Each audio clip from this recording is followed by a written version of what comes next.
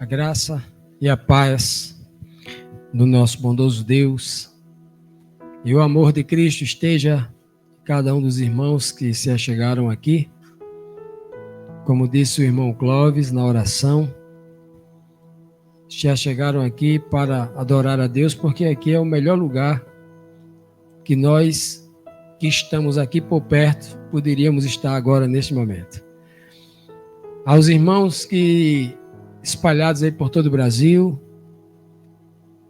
também que estão nos acompanhando aí, conectados aí à internet, estão na live, estão ao vivo, que também escolham estar nesse mesmo ambiente espiritual, né? Escolheram estar conosco no mesmo espírito, buscando a mesma palavra, o mesmo conhecimento. Amados, eu confesso para vocês que esses últimos domingos, tratando desses temas, os milagres de Jesus, eu tenho me preenchido bastante, eu tenho me alimentado muito com as palavras de Cristo. Eu gosto de ler a Bíblia toda, eu amo ler a Bíblia toda, eu amo o conhecimento que há na Bíblia toda, mas quando é Jesus Cristo falando, é algo diferente, é algo... Não é desprezando que a palavra da boca dos profetas não seja a própria palavra de Deus, porque profeta não fala de si mesmo, mas parece que Deus reservou algo muito mais glorioso, muito mais poderoso, para que pudesse ser dito diretamente pela boca de seu filho. É algo assim impressionante, e eu me alimento bastante. Eu amo demais ler os evangelhos, eu amo demais examinar cada palavra que Cristo diz. E nós temos visto aqui, né, uma série de milagres, as ações de Cristo no milagre, que para mim são como palavras, né? Até as ações dele são palavras que estão me ensinando. Nós temos visto aqui vários assuntos, né? E o tema de hoje que nós iremos ver aqui é Pega a Visão. Vamos tratar no domingo passado, nós vimos aí a cura, né, de um rapaz que estava endemoniado, estava, né, com demônio, e esse demônio, quando foi expulso da vida dele, a primeira coisa que o rapaz voltou foi a enxergar. O demônio estava impedindo que ele enxergasse e impedindo que ele falasse. Mas hoje nós vamos falar justamente da visão que Deus está nos dando, que o Senhor Jesus veio nos entregar para que a gente possa pegar essa visão, né? Essa visão espiritual. Vamos então iniciar aqui o nosso estudo. A visão, quando considerada como um aspecto tipológico, algo físico e material, que isso é a tipologia, aplicado como uma sombra das coisas espirituais, é comparado ao discernimento. Visão literal e a visão espiritual equivale ao discernimento. Você enxergar as coisas mesmo de olho fechado. O homem que não consegue discernir as coisas espirituais é considerado cego. Jesus, ao curar os cegos, estava revelando que podia trazer discernimento espiritual aos líderes religiosos dos judeus. E, obviamente, nesse contexto, os religiosos judeus, mas obviamente, a todo ser humano, todo homem que não tem discernimento espiritual, que não tem sabedoria dos altos céus. Todo homem que não tem isso é cego. Todo homem carece de ir a Cristo para que a sua visão seja restaurada e ele comece a entender com discernimento espiritual essa sabedoria de Deus que vem para edificar o homem, para torná-lo forte, para fazê-lo vencedor. Vamos então para o texto base. O texto base da descrição desse milagre de hoje, que está lá no livro de João, capítulo 9, diz assim: E passando Jesus, viu um homem cego de nascença. Perguntaram-lhe os seus discípulos: Rabi, ou seja, mestre, quem pecou? Este cego ou os seus pais, para que ele nascesse cego? Jesus respondeu: nem ele pecou, nem seus pais, mas foi para que nele se manifestem as obras de Deus. Importa que façamos as obras daquele que me enviou, enquanto é dia. Vem à noite, quando ninguém pode trabalhar. Enquanto eu estou no mundo, sou a luz do mundo, disse Cristo. Dito isto, cuspiu no chão e com a saliva fez lodo, e untou com lodo os olhos do cego e disse-lhe: vai, lava-te no tanque de Siloé. Siloé significa o enviado. E ele foi, lavou-se e voltou vendo.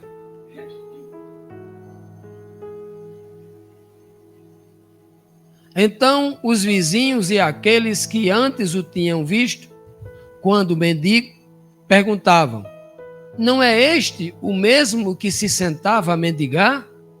Uns diziam: é ele. Outros diziam: não é, mas apenas se parece com ele. E ele mesmo dizia: sou eu. Perguntaram-lhe, pois: como se te abriram os olhos? Respondeu ele: o homem que se chama Jesus fez lodo, untou-me os olhos e disse-me: vai a Siloé e lava-te. Fui, pois, lavei-me e fiquei vendo. E perguntaram-lhe: onde está ele? Onde está esse Jesus? Respondeu o que era cego: não sei. Levaram os fariseus o que fora cego. Ora, era sábado, o dia em que Jesus fez o lodo e lhe abriu os olhos. Esse é o relato que nós iremos explorar agora, alguns pontos importantes desse contexto, desse milagre, para nós entendermos a mensagem espiritual implícita ali na letra, né? Muita gente enxerga apenas a letra morta, mas nós vamos pedir a Deus aqui que nos conduza para entender, né, o contexto espiritual desse milagre. O que constava na missão original de Cristo? A Bíblia diz que, primeiro o texto começa dizendo que Jesus ia passando. E ao ir passando, ele viu um homem cego de nascimento. Já nasceu cego. Sabe qual é a beleza desse texto? Primeiro ponto que eu vejo aqui é que a Bíblia diz que Jesus ia passando. Se ele ia passando, ele não morava ali. Aí eu pergunto para vocês, quem morava ali? Os sacerdotes, os doutores da lei, os escribas, os fariseus, os líderes religiosos moravam ali e viam esse cego todo dia. Conviviam com ele, moravam na mesma cidade que ele. Mas ninguém nunca fez nada por esse cego. Mas Jesus, que não morava ali, que ia passando apenas, percebeu o cego. E Jesus chega então para o cego, né? Porque ele se interessa pela vida do cego. E ele pergunta, ele faz perguntas aos seus discípulos, a quem está ali, quem era aquele cego. Então Jesus viu o cego. Um cego que era de nascimento. Já nasceu cego. E nós não temos, infelizmente, o nome desse cego aí no Evangelho. Não aparece o nome dele. O que aparece aqui para a gente é um homem, um humano. Um ser humano que era cego. Um ser humano qualquer, que representa a mim e a você. Todo ser humano, filho de Adão, já nasceu cego.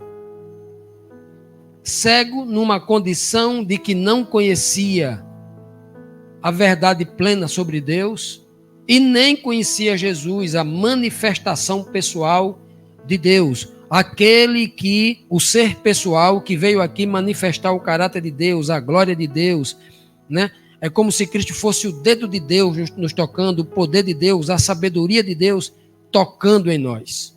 Deus toca em nós através de Cristo Jesus. Todos nós nascemos cegos, cegos sem discernimento espiritual. E a partir do momento que a gente conhece Cristo, e Cristo nos unge, e a gente começa a ter discernimento espiritual, a gente começa a enxergar as coisas. A gente só começa a enxergar as coisas quando a gente entende Cristo. E Cristo nos apresenta Deus.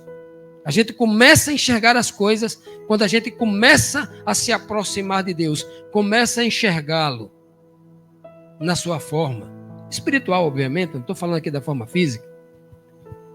No livro de Lucas, no capítulo 4, versículo 18, Cristo vai dizer exatamente por que é que ele foi ungido. E na sua missão está a seguinte obra que ele faria. O Espírito do Senhor está sobre mim, disse Cristo.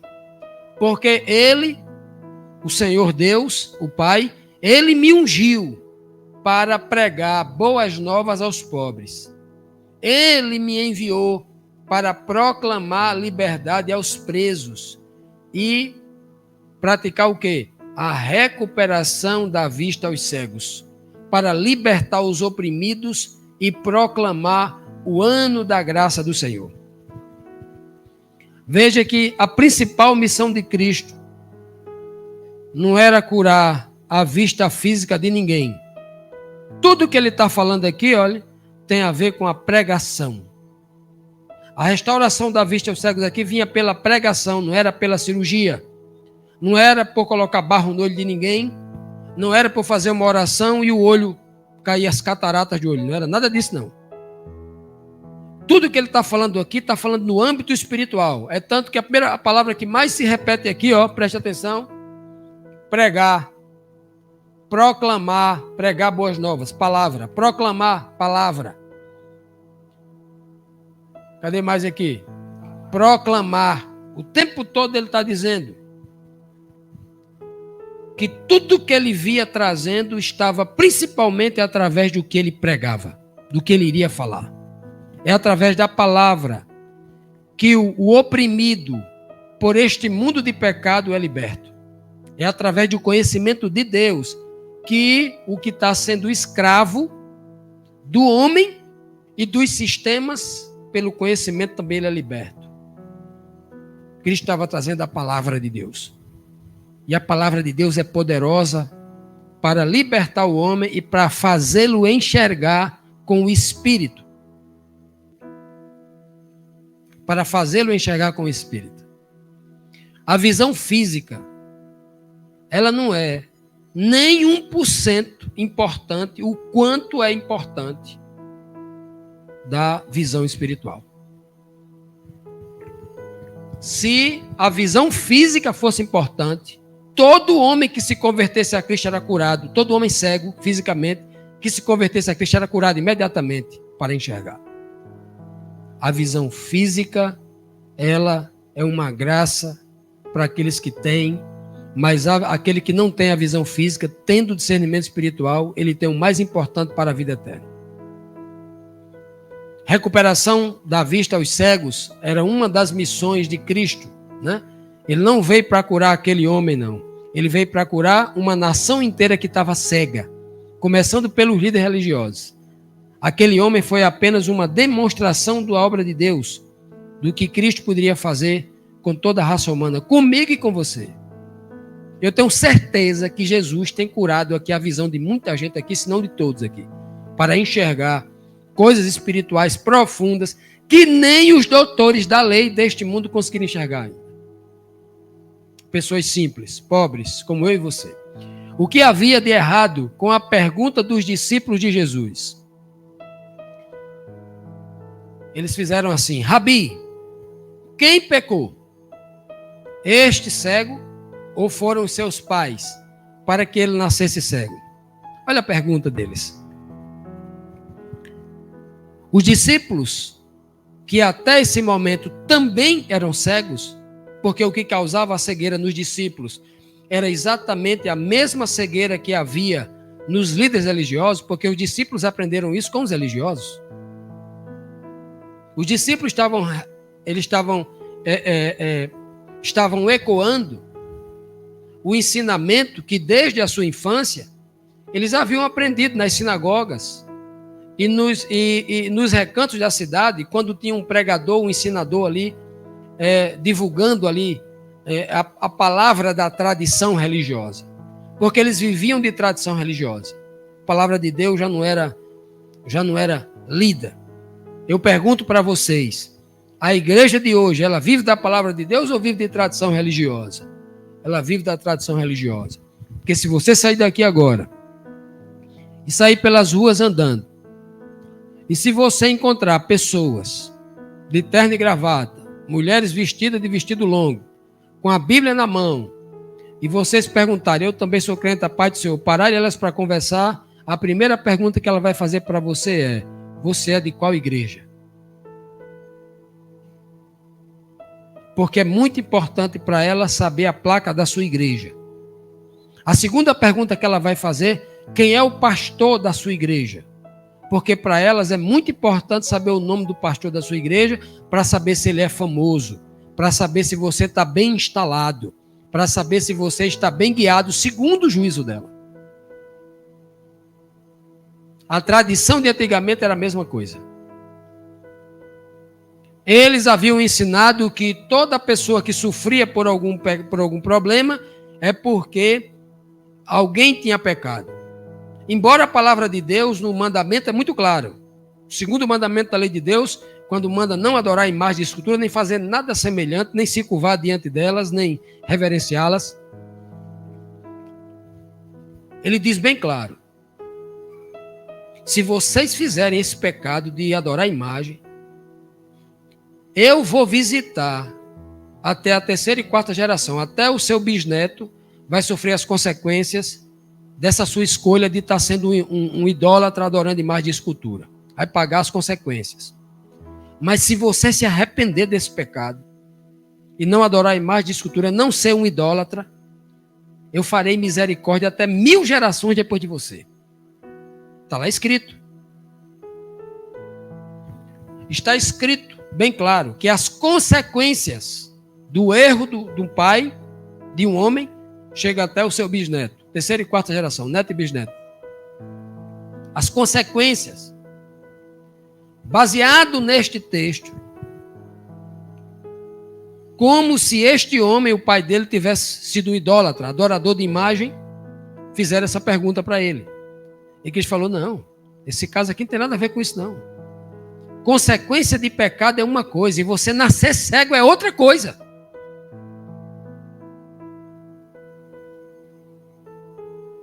As consequências de um pecado a gente sabe quais são. Você colhe na vida social, né, as consequências do pecado. E eles estavam discutindo isso.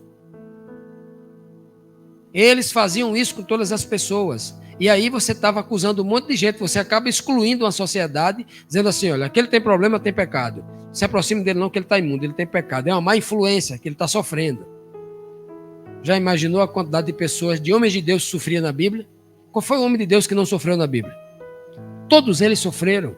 E aí eu ia julgar esses homens de Deus como sendo consequência de pecado, um erro gravíssimo. Imagina eu julgando Jó. Jó era o pior pecador do universo, porque ninguém sofreu igual ele. Já imaginou um julgamento equivocado? Um homem justo que estava sendo provado? Um equívoco. E aí a Bíblia diz no livro de Romanos, capítulo 3, versículo 22 e 23, Paulo diz assim: ó, não há distinção. Ou seja, não há distinção entre um homem e um homem. Todos os homens são iguais. Por quê? Porque todos os homens pecaram. E todos os homens estão destituídos da glória de Deus. Nós já nascemos filhos de pecadores. Nós já nascemos precisando de um Salvador. Todos nós. Para que ninguém diga assim: eu já nasci dentro da igreja, eu não preciso, eu sou mais santo do que você, eu sou melhor. Não, todos tivemos um pai só. Um pai transgressor chamado Adão. Uma mãe transgressora chamada Eva. Somos todos de lá. Todos nós carecemos. Então, todos pecaram. Então, como é que os discípulos perguntam: quem foi que pecou? Jesus poderia dar uma resposta doutrinária. Todos nós. Obviamente, excluindo ele, né? Todos nós, seres humanos, pecaram. Ele poderia ter dito isso. Todos os homens pecaram. Vocês também pecaram. Ou não? Então, ele deixa bem claro isso. Eles fazem uma pergunta, quem pecou? Justamente porque o homem curioso, o homem lá do herdeiro lá do pecador Adão, todos nós, ele sempre está procurando o culpado. Se acontecer qualquer coisa aqui, um barulho ali atrás, tal, você olha logo para trás para saber quem foi o culpado. A gente, muitas vezes, o ser humano não está procurando ver assim, olha, veja lá o que é lá para a gente consertar, para a gente ajustar lá. Não, a gente vai procurar quem foi que deixou cair o copo no chão e quebrou. O ser humano, ele está sempre procurando saber quem foi o culpado. Quando deveria estar procurando alguém que pudesse resolver a sua culpa. E não procurando culpado. Procurar culpado não resolve a minha culpa. Vai acumular mais gente igual a mim com problema. O ser humano tem esse problema sério. Procurar o culpado. Esse é o problema do religioso. Né? Procurar culpado não vai sanar a sua culpa, não. A resposta de Jesus aos seus discípulos chama a atenção deles para que momento? Cristo fala, nem ele pecou. Cristo está dizendo que aquele homem nunca pecou? Não está dizendo isso, não. Ele está dizendo, nem ele pecou para que fosse cego, e nem os pais dele pecaram para que ele fosse cego. Não tem nada a ver isso, não. Ele é cego para que, neste momento, as obras de Deus, o poder de Deus pudesse se manifestar nele. Ele foi permitido que esse homem nascesse cego justamente para este momento, o agora.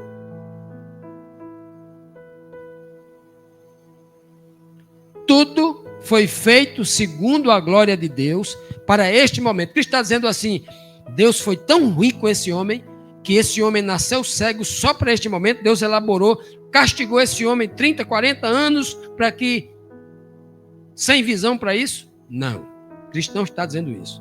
Cristo está dizendo assim, olhem para este momento, não fique olhando para o passado. É o que ele está querendo dizer. Olhe para o tempo presente. Pare de estar buscando problema na vida passada dos irmãos.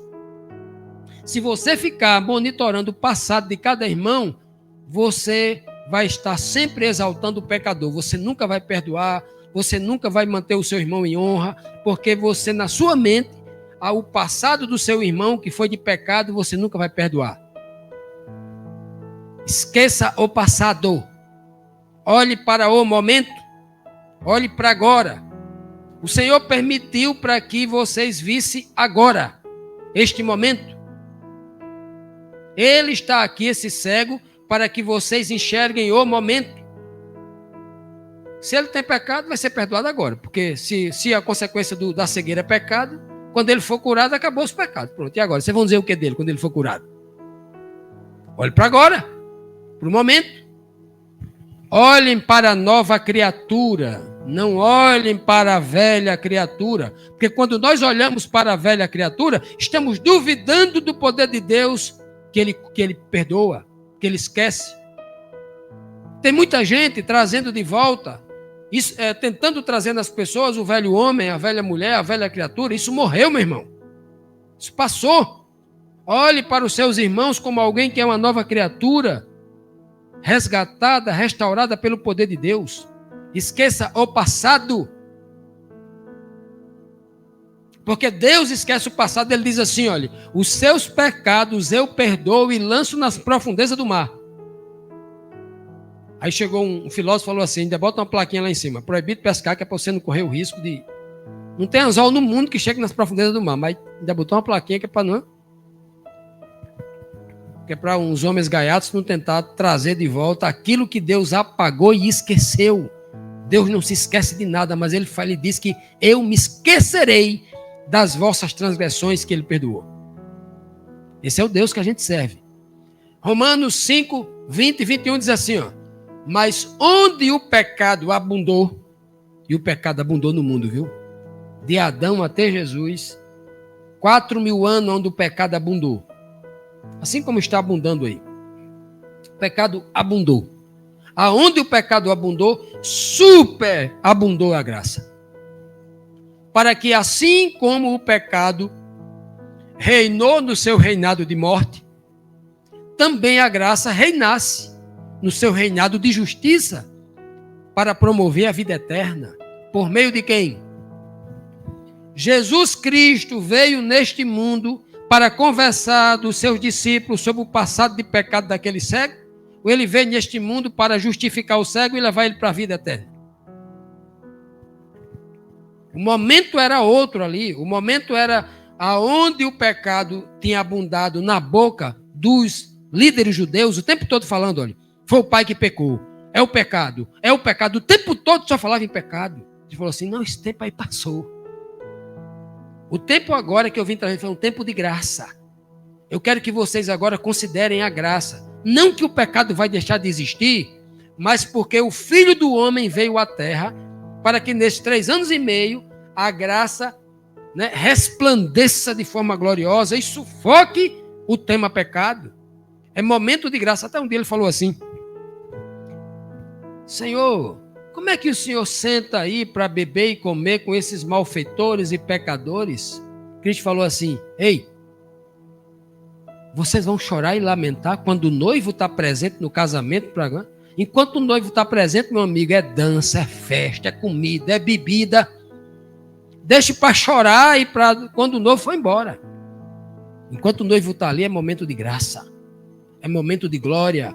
É momento de ensinamento. É momento de receber perdão. É momento de se alegrar. É momento de se fortalecer. Não é momento de exaltar pecado. Não é momento de exaltar morte. Não é momento de dizer para o noivo, né? O nosso pecado é maior do que a tua graça. Não tem sentido? Deixa para lamentar quando Deus estiver ausente. Mas quando Deus estiver presente, a gente tem que glorificar, tem que se alegrar. E essa é uma verdade que a Bíblia nos ensina. O pecado abundou. O pecado encheu o copo. Mas a graça de Deus, através de Cristo, superabundou, transbordou, encheu o copo que vazou por cima. Quem é maior, o pecado ou a graça? A graça. A graça de Cristo. Ela é maior. É tão maior que o pecado das pessoas eram tão grandes, dos discípulos e dos fariseus que não entendiam isso, que os pecados deles foram perdoados e eles conseguiram enxergar o poder de Deus. Foi muito maior do que o pecado. Porque se o pecado fosse maior, eles não enxergavam. Se o pecado fosse maior, eles não tinham se convertido. Superabundou a graça. O que Jesus quis dizer ao usar o termo dia, né? Ele vai dizer o seguinte lá, ó. Antes dele curar o cego, ele vai dizer assim para os discípulos. Olha, importa que façamos. Ele não está falando só dele. Veja que ele está chamando agora os discípulos para esta obra. Ele não diz, importa que eu faça o que eu faço. Não importa que eu faça as obras do meu Pai enquanto há dia nele. Importa que nós façamos, eu e vocês. A bondade é tão grande, a graça é tão grande, que a graça inclui todo mundo. Importa que nós façamos as obras daquele que me enviou enquanto é dia. Veja que aqueles que estavam presos à letra morta pensaram assim, né? Ué, e a gente só trabalha de dia e o pessoal que trabalha à noite? Está tudo errado? Está pecando? Será? Eles que estavam presos à letra morta tinham dificuldade para entender essa linguagem espiritual de Cristo. Cristo usa o termo dia para se referir à luz espiritual da palavra. Ele não está falando de dia, luz do sol, não. Toda a linguagem de Cristo aqui ela é espiritual. Tudo que Cristo fala é através de parábola. Nada do que ele fala sem ser através de parábola. Ele está dizendo assim, ó, importa que que nós façamos a obra enquanto a luz do evangelho está enquanto eu estou aqui. Eu tenho que fazer a obra enquanto eu estou aqui. Ele era a luz. Ou ele não disse no capítulo anterior, capítulo 8 de João, nós estamos no capítulo 9, no capítulo 8, versículo 12, ele disse, eu sou a luz do mundo. Então, quando ele usa o termo dia, ele está falando da parte clara do dia, ele está se referindo à luz do Evangelho, à luz do conhecimento. Lâmpada para os meus pés é a tua palavra e luz para o meu caminho. A tua palavra é luz para os meus caminhos, diz o Salmo 119, 105. E Deus chamou a luz dia, e as trevas ele chamou noite. E foi tarde de manhã, o dia primeiro, ou o dia 1, né? Olha, meus irmãos, na continuação ele fala assim: importa que façamos as obras daquele que me enviou enquanto é dia. Vem a noite, enquanto vocês não podem trabalhar. Quando as trevas espirituais deste mundo tomarem conta, vocês não vão poder trabalhar. Chegou uma época lá no 3º, 4º século, a época do cavalo negro, lembra da profecia do Apocalipse? A época em que tiraram a Bíblia, que a igreja começou a perseguir e matar muita gente que nem poderia trabalhar. Porque toda a estrutura da igreja estava envolvida com apostasia, com falsas doutrinas. Aí ficou difícil. Não podia trabalhar. Porque Cristo já tinha dito, aproveite enquanto tem luz, enquanto eu sou a luz do mundo. Enquanto eu batizar vocês lá no Pentecoste e vocês passarem a ser a luz do mundo, aproveitem. Enquanto tem luz nesse mundo. Porque quando as trevas chegarem, vocês não vão poder pregar o Evangelho, fazer a obra de Deus, trabalhar para Deus. É o que ele diz aí. Façamos a obra enquanto é dia. Aproveitemos a luz. Vocês estão recebendo aqui luz pura, direto da palavra de Deus a cada estudo, a cada domingo, a cada sábado. Então aproveite esta luz e difunda para o mundo. Porque vocês não sabem em que tempo virá as trevas. Aproveitem enquanto tem luz. Porque Jesus era a luz para o mundo enquanto ele estava no mundo. Olha, por que ele diz isso, né? O texto vai dizer: enquanto eu estou no mundo, disse Cristo, sou a luz. Por que ele disse isso? Sabe por quê? Porque quando ele fosse para o Pai, ele não seria mais a luz do mundo. Aí seria a gente. Enquanto eu estou no mundo, eu sou a luz do mundo. Mas vai chegar um momento que vocês é quem serão essa luz para o mundo. É o que ele está dizendo no texto. Mateus 5,14 ele diz: vós sois a luz do mundo. Não se pode esconder uma cidade edificada sobre um monte. Quando ele fala vós, ele está falando no plural. Ele não está dizendo você, Pedro, você, Tiago, você, João. Vós, ele está falando no coletivo. Ele está falando para a igreja dele, no coletivo. Por isso que ele chama a igreja dele, o povo, de cidade. Ninguém pode esconder a igreja de Deus num lugar alto, que todo mundo vê, num lugar de honra, no topo de um monte, uma cidade edificada. Ninguém esconde, você vê a cidade de longe. Ele chama aqui o povo dele de cidade edificada. É mais um ponto para as pessoas que não acreditam que aquela cidade que vem do céu edificada não é uma cidade literal, é um grupo de pessoas. Porque na Bíblia inteira está escrita isso. Vós sois a cidade edificada que não pode ser escondida no monte, em cima do monte. Em cima do monte você vê de longe. Você pode até tentar esconder no vale, mas no monte não. Jesus disse: eu sou a luz do mundo enquanto eu estou no mundo, porque a passagem dele aqui, fisicamente, seria rápida. Mas ele deixaria o seu espírito nos seus discípulos, para que esses discípulos pudessem ser a luz do mundo. Nós temos que ter a consciência de que nós somos essa luz que tem que fazer brilhar a luz dos olhos dos cegos deste mundo. Jesus curou um cego físico para demonstrar que a sua obra espiritual era muito maior, a cura espiritual. E nós temos um poder que Cristo nos deu, como luz do mundo, de abrir os olhos de cegos espirituais numa condição muito maior do que o cego físico. Esse poder foi dado a gente pelo conhecimento da palavra, o conhecimento de Deus e de Cristo. Nós temos esse poder. Se você tem fé, pela fé, tome posse desse poder, porque nós fomos chamados para sermos luz. Cristo foi luz apenas enquanto esteve no mundo, mas nos deu essa honra para que a gente fosse luz.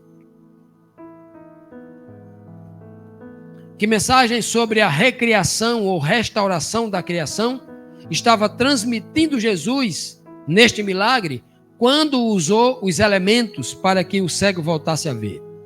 O texto diz: dito isto, que era a luz do mundo, enquanto estava no mundo, que precisava trabalhar enquanto era dia, porque vinha a noite. Acabando de dizer isso, Cristo cuspiu no chão e com a saliva da sua boca fez ali uma mistura que a Bíblia chama de lodo, né? Outro chama de barro úmido. Cristo usou duas coisas: a areia que estava no chão, o barro que estava no chão, ali a areia, e usou algo que saiu da sua boca. Algo líquido. É por isso que a água na palavra de Deus simboliza a palavra. Porque da boca sai líquido, saliva. Da mesma boca sai tanto a saliva como pode sair a peçonha da serpente. Sai da boca também. Da boca pode sair tanto uma verdade como pode sair uma mentira. Está lá no livro de Tiago, capítulo 3. Ele diz que da boca sai toda espécie de malignidade. A língua é tão terrível, diz Tiago, capítulo 3, que ela pode ser comparada a uma pequena faísca que pode incendiar uma floresta inteira, virar cinza. Pequena faísca. A língua é comparada a um lemezinho. Sabe o Titanic?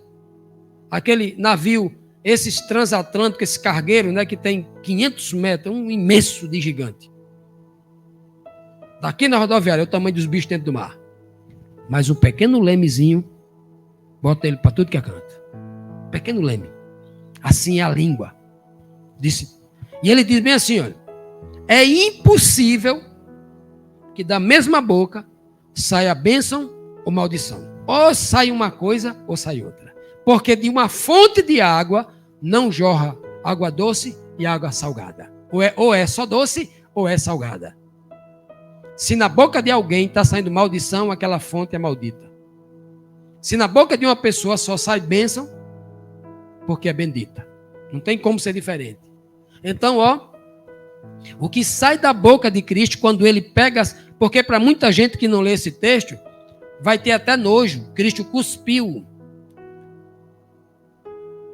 Porque antigamente, num ato de desprezo, de humilhação, se cuspia na cara de alguém, dizendo: eu estou com nojo de você.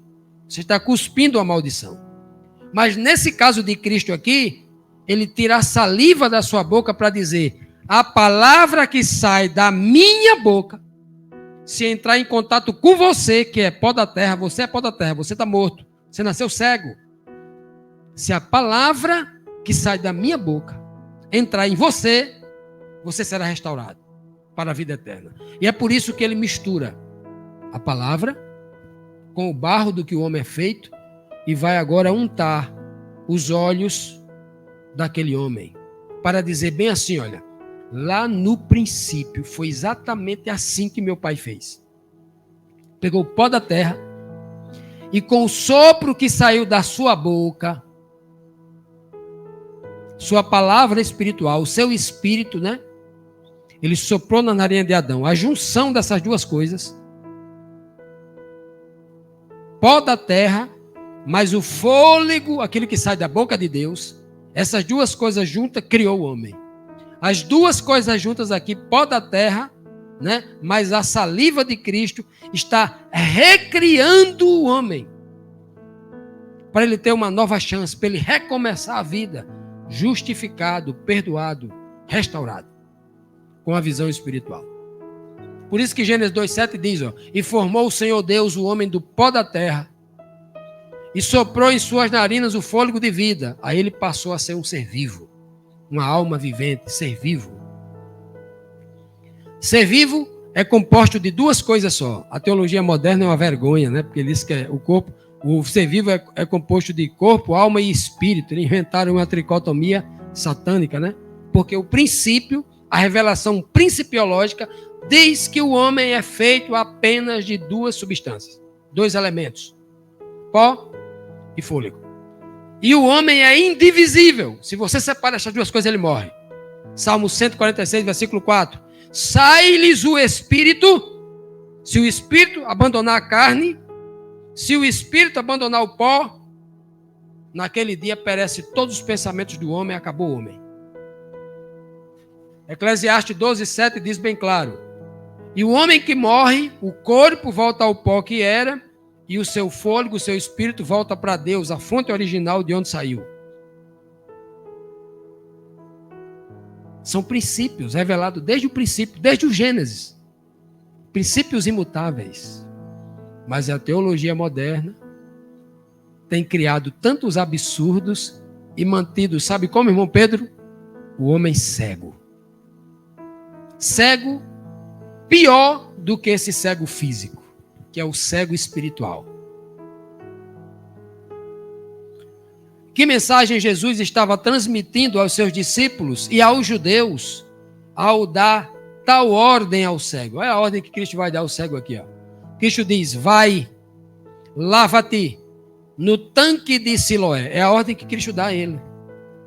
Veja que esta ordem ela está dividida aqui em 3 partes, não é?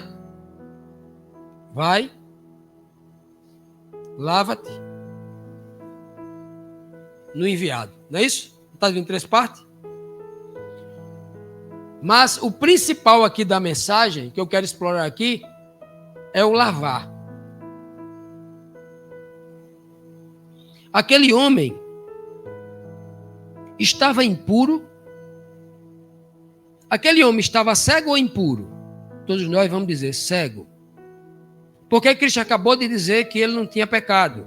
Ou seja, ele não tinha um pecado que tinha levado à consequência, aquela cegueira dele não era consequência de um pecado. Então ele não tinha pecado no sentido de que o pecado havia levado ele a ser cego. Ele tinha pecado, mas por outro, tinha pecados porque como era pecador. Então, como é que Cristo manda lava-te? No primeiro momento ele disse que não tem pecado, ou seja, o homem não está impuro em relação à cegueira. Mas ele precisa se lavar para ver.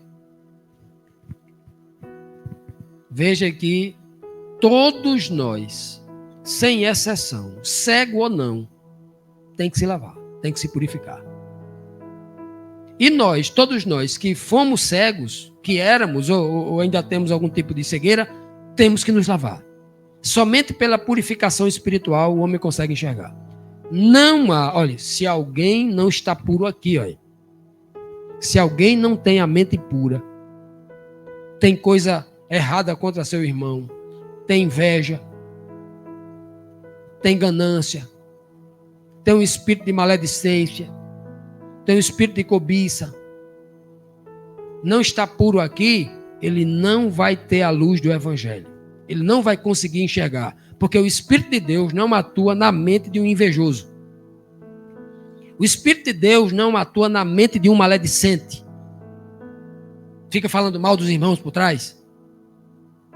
O Espírito do Senhor não atua em ninguém com mente pura, impura, suja. Tem que se lavar primeiro. Se não se lavar primeiro, não tem. Por isso que Cristo diz, você precisa se lavar. Porque depois que você se lava, você começa a enxergar as coisas espiritualmente. Enquanto está sujo, não enxerga. 1 João 1,7, João é fantástico, né? João, assim, olha aqui, homem inspirado, ele vai dizer tudo nesse verso, tudo que a gente está falando aqui, ele vai resumir aqui, ó. Mas se andarmos na luz, o contexto fala de luz aqui no contexto? Fala de luz o contexto? Fala ou não fala?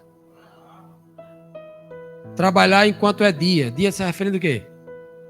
Enquanto eu estou no mundo, sou? Está falando de luz aqui o contexto? Olha o que o João está dizendo. Ó. Mas se andarmos na luz, como Jesus na luz, como Deus, o Pai, Jesus na luz está, então nós temos comunhão uns com os outros. A comunhão uns com os outros é só se tiver luz. A água é a primeira lavagem, mas a luz é a maior lavagem. A maior purificação é pela luz. Então nós temos comunhão. E o sangue de Jesus Cristo, tipologia do Espírito, seu Filho, nos purifica de todo o pecado. É por isso que Cristo está mandando ele se lavar lá. Se lavar aonde? No enviado. Siloé quer dizer o enviado. Você tem que se lavar na água do tanque de Siloé. Você tem que se lavar na água do enviado. Você tem que se lavar no sangue do enviado. É por isso que Cristo tira a saliva de dentro dele, uma tipologia líquida do sangue que vai lavar e purificar aquele homem. Tem que se lavar no sangue de Cristo. É por isso que nós nos batizamos, que é o primeiro sinal físico de que eu estou aceitando esse sangue.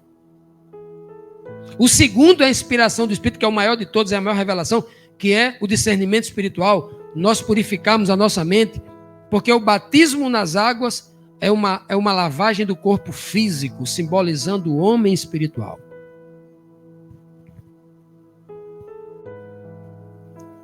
Porque Jesus destacou 3 atos antes da visão do homem ser curada. O texto fala, ele foi, se lavou e voltou vendo. Foi, o ide, lavou, se purificou e passou a ver. 3 atos. Tudo na vida do cristão está definido em 3 atos. Tudo está em 3 atos. A vida de Cristo está dividida em 3 atos. Antes, divino, durante aqui na terra, ser humano, e ser humano restaurado. 3 atos. Antes, durante, depois. Cristo foi levado ao deserto para vencer todas as tentações em 3 atos. Sempre vai ser em 3 atos. E todo ser humano renasce para enxergar as coisas de Deus em 3 atos. Por isso que Pedro vai dizer, arrependei-vos, o primeiro ato. Segundo ato, convertei-vos. Terceiro ato, para que os pecados de vocês sejam cancelados, sejam purificados. Ou seja, vocês invejam. Se o pecado é purificado, você vê. Você foi lavado, você é lavado para ver. E então venham assim os tempos do refrigério, da revelação, pela presença do Senhor em você, o Espírito na sua mente. 3 atos. Arrepender é aquele que vai. Tem que ter a coragem de ir. Se converter, lavar, né? E ver, né? Os seus pecados serem cancelados. Se eu não enxergo ainda as coisas de Deus pela ação do Espírito em mim, meus pecados foram cancelados? Não foram porque eu nem me lavei nem confessei.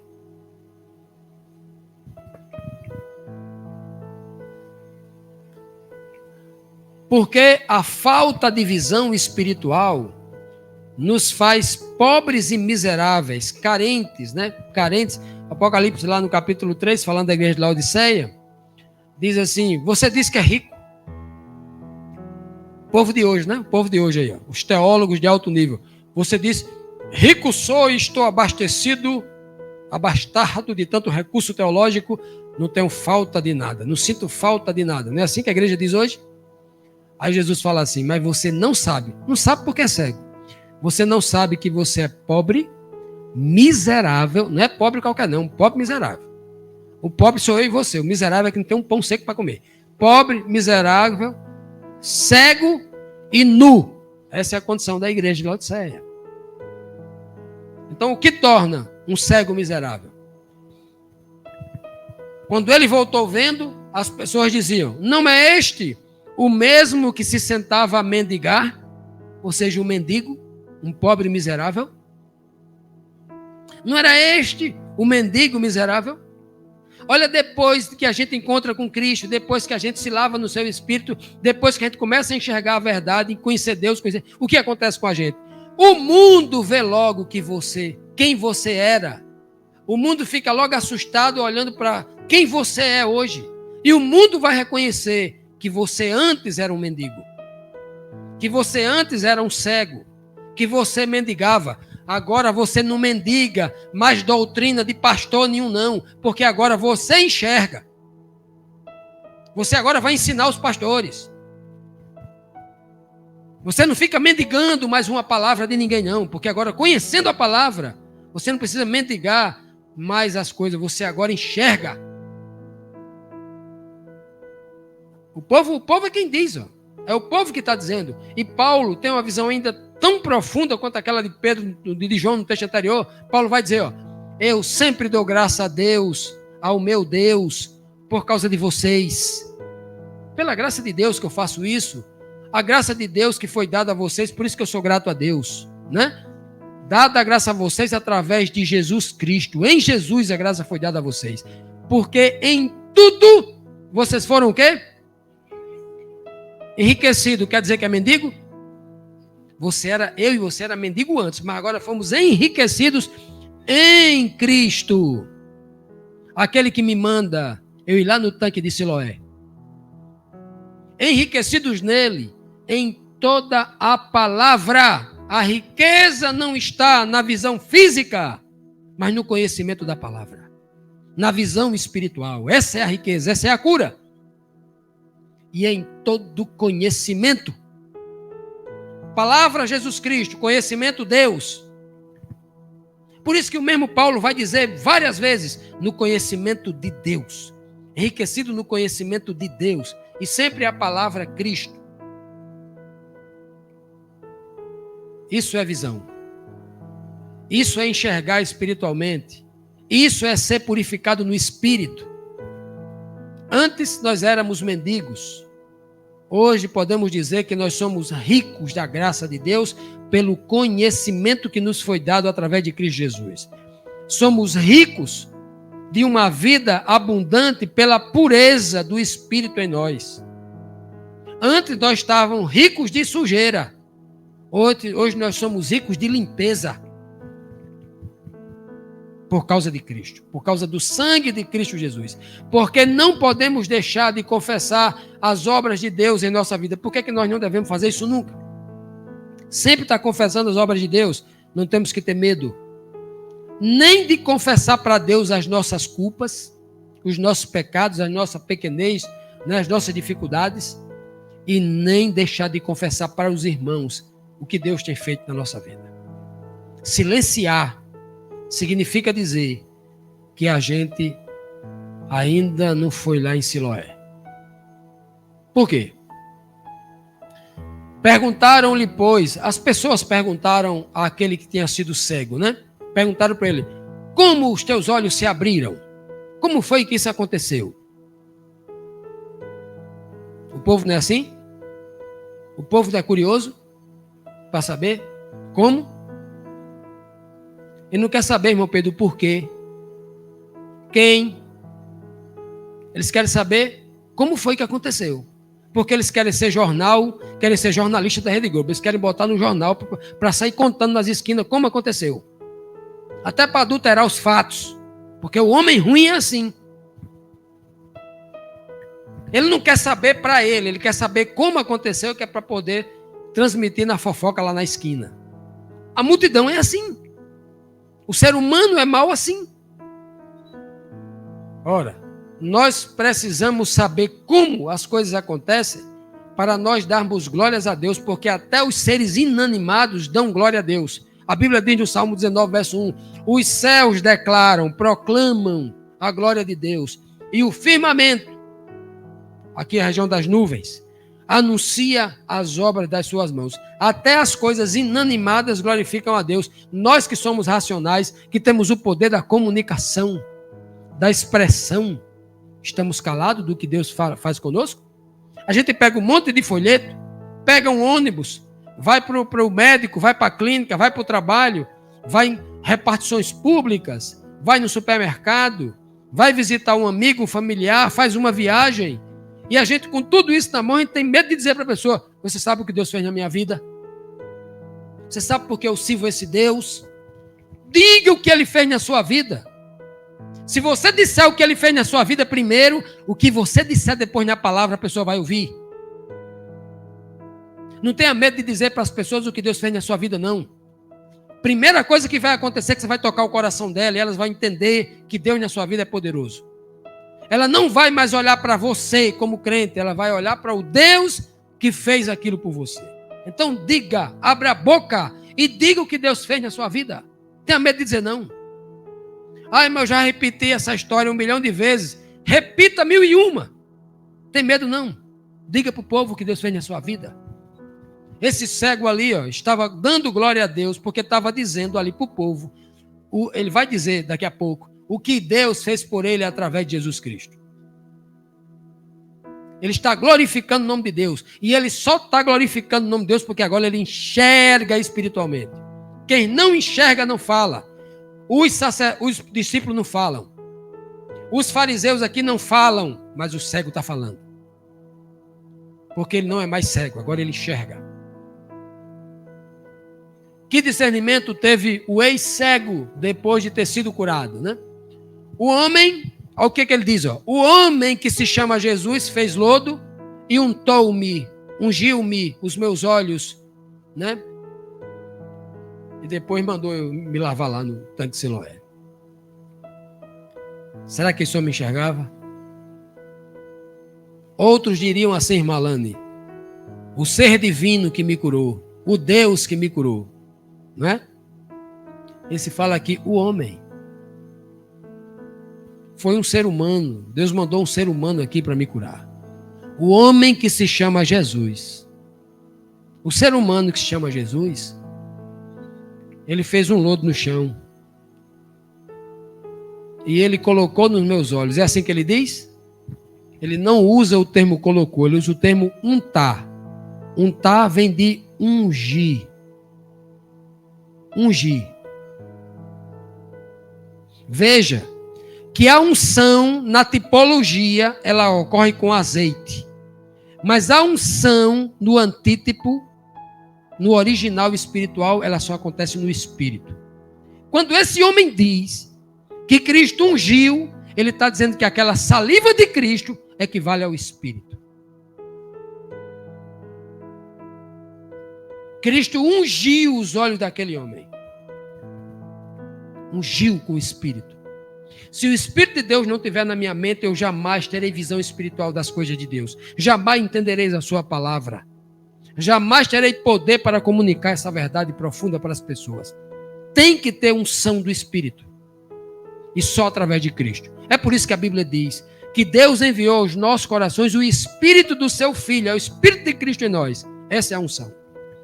É a garantia de que nós, é a prova de que nós realmente confessamos, é a prova de que nós realmente nos convertemos e que Deus já me lavou ou está me lavando.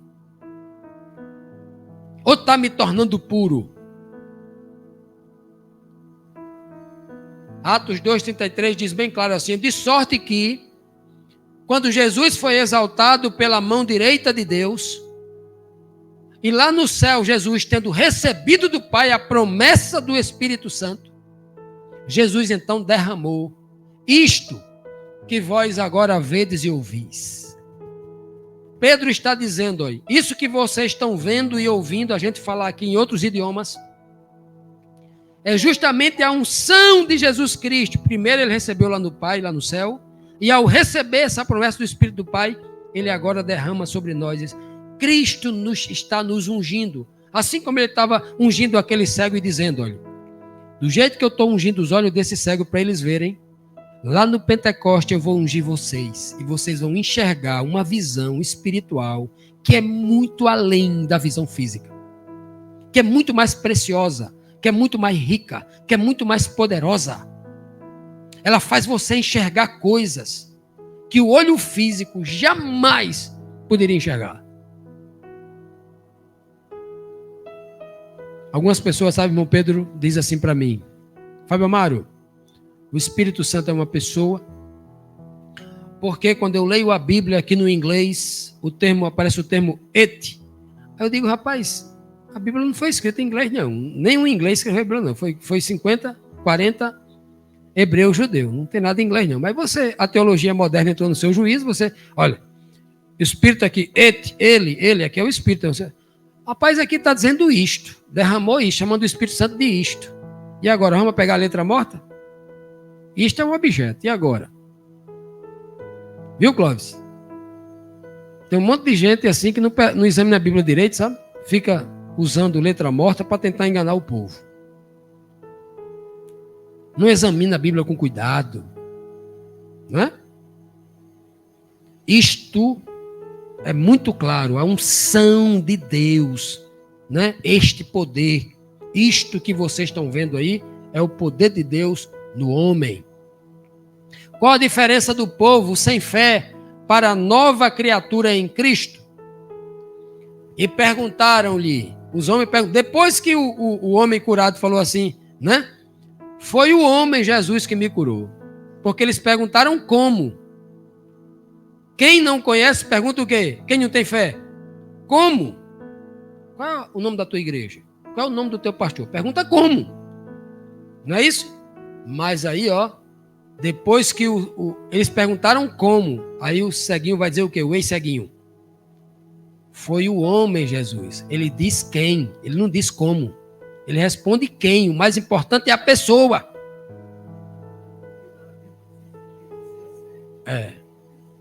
Ele não exalta o método. Ele disse, foi a pessoa.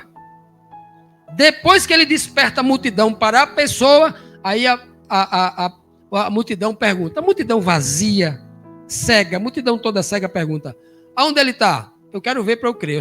Eu sou Tomé, só vejo, eu quero saber onde ele está. Porque eu não quero que ele me cure, não. Eu só quero saber onde ele está. Eu quero só olhar para a cara dele para me identificar. Onde ele está? Aí o homem diz assim, não sei. Não me interessa. O que me interessa é saber que ele me curou. A igreja de hoje, que tem fé, ela não está preocupada em saber onde Jesus está, não. Se ele está no céu, se ele está fisicamente, não está preocupada com isso, não. A igreja de hoje, ela quer saber que Jesus curou ela.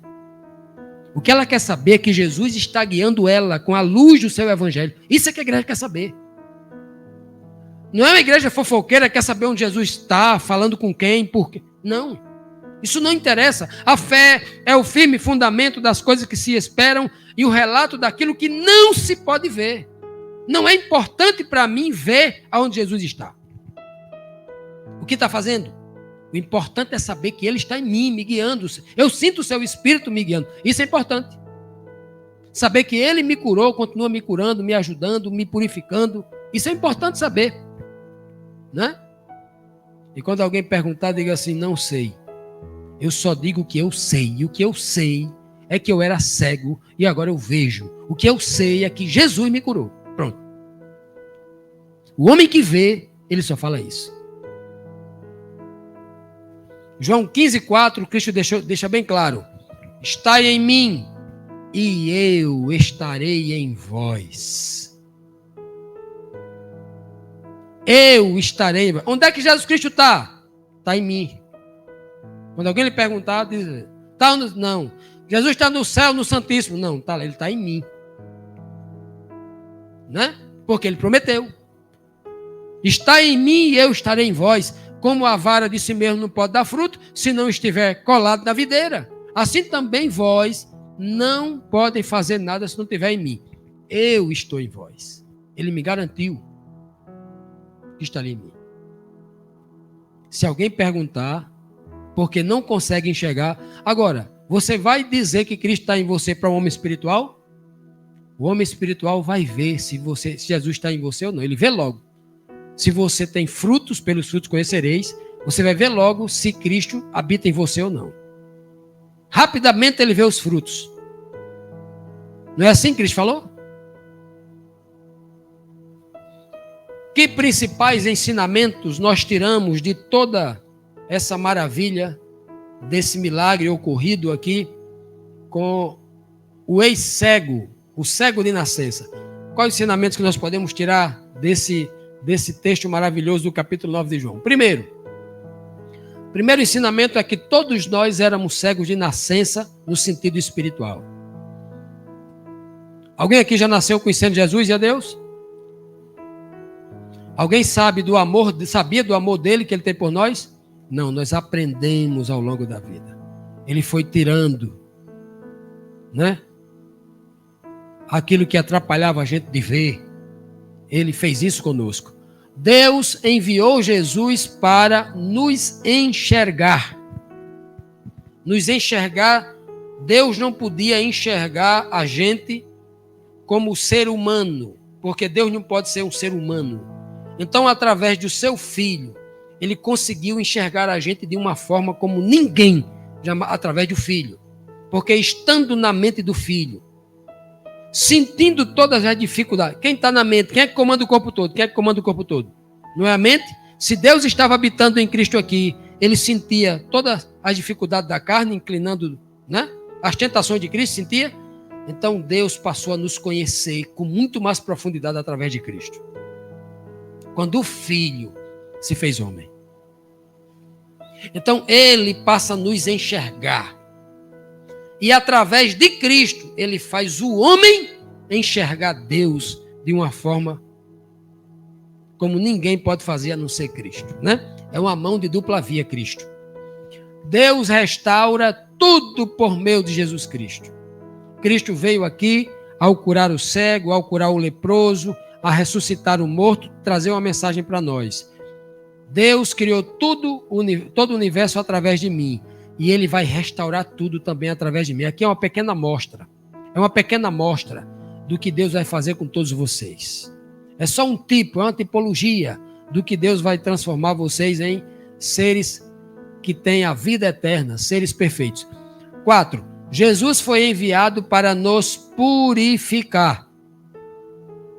A purificação, ela acontece através da palavra de Deus, a água, e através do sangue, espírito.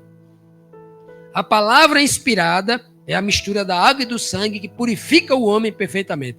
Primeiro vem o conhecimento da palavra, depois vem o discernimento profundo da palavra.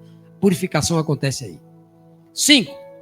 A visão é restaurada na pureza espiritual, enquanto a minha mente está cheia de pornografia, cheia de coisas feias, imoralidades sexuais, cobiça,